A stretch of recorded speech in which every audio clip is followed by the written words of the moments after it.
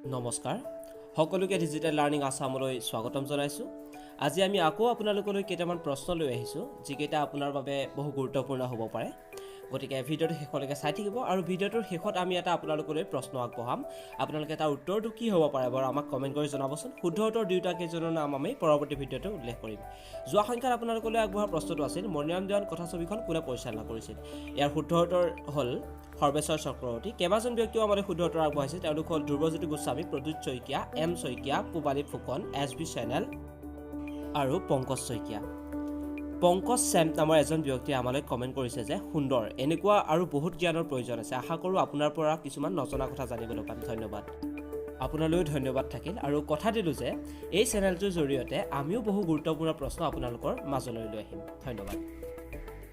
আপোনালোকে যদি এতিয়ালৈকে আমাৰ চেনেলটো ছাবস্ক্ৰাইব কৰা নাই তেন্তে ছাবস্ক্ৰাইব কৰি ল'ব আৰু কাষতে থকা বেল আইকনটো প্ৰেছ কৰি দিব যাতে আমি আপলোড কৰা প্ৰতিটো ভিডিঅ'ৰ ন'টিফিকেশ্যন আপোনাৰ ওচৰত গৈ অতি সোনকালে পায়।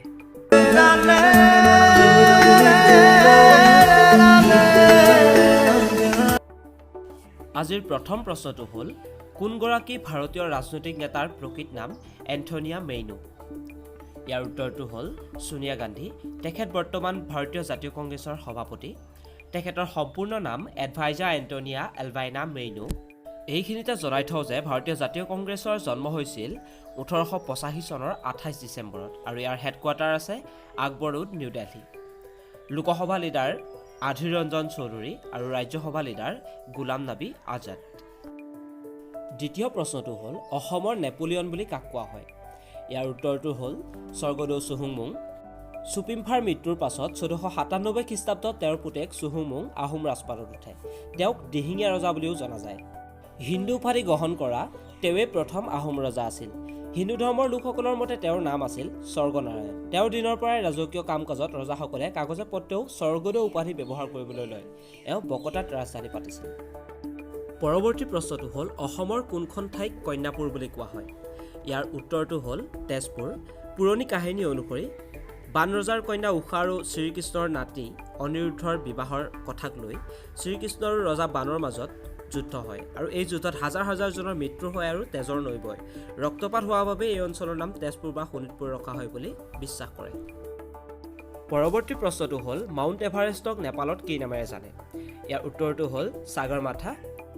ই পৃথিৱীৰ আটাইতকৈ উচ্চ পৰ্বত যাৰ উচ্চতা সাগৰ পৃষ্ঠৰ পৰা 8,848 মিটাৰ। ইণ্টাৰনেশ্যনেল বৰ্ডাৰ নেপাল আৰু চাইনা। প্ৰথম আৰোহণকাৰী 1953 চনৰ 29 মে এডমান হিলাৰী আৰু Tenzing Norgay. Normal route, south east red.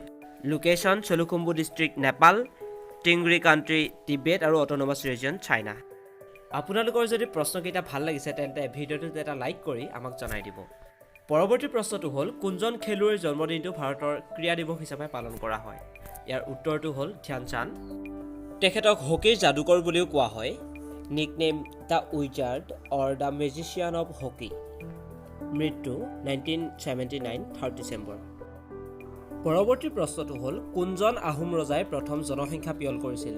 আমি যাক চেংচাছ বুলি কওঁ আৰু ইয়াৰ উত্তৰটো হ'ল চুহুংমুং। ব'লকচোন এতিয়া আমি এটা বিজ্ঞানৰ প্ৰশ্নলৈ যাওঁ। আমি প্ৰায়ে শুনি থকা শব্দ ধনজুই বা ধনগুলৈ। ই কিয় ওলায় বা ই কিনো? আপোনাৰ বাৰু জানিবৰ মন নাযায়নে? তেনেহ'লে ব'লক।